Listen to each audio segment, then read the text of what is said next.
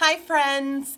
Okay, so this week we have been talking about how to help others, and that by helping others, you can actually help yourself. And I found an amazing story of inspiration that really excited me and made me feel awesome.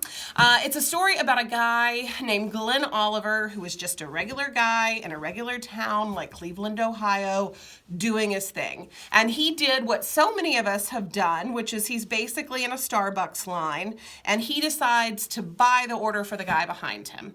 It was a muffin, cup of coffee, no big deal. Glenn goes on about his day.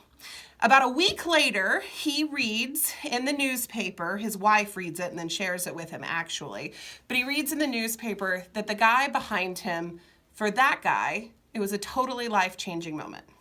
The guy had decided that that was going to be the day he was going to end his life.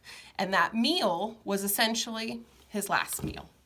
So when it happened that somebody bought it for him, it changed his way of thinking.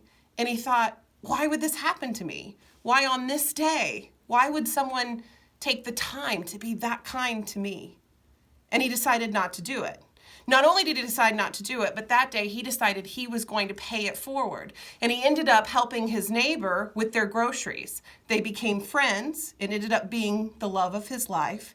And his life was forever changed by one guy having the courtesy to buy a cup of coffee and a muffin.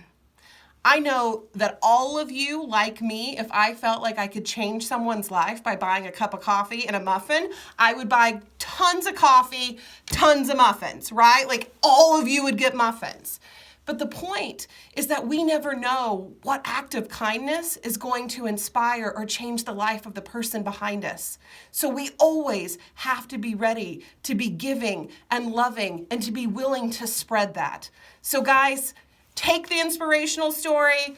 Thank you to Glenn Oliver who did the right thing. And guys, go buy a cup of coffee and a muffin. And I cannot wait to see you next Monday.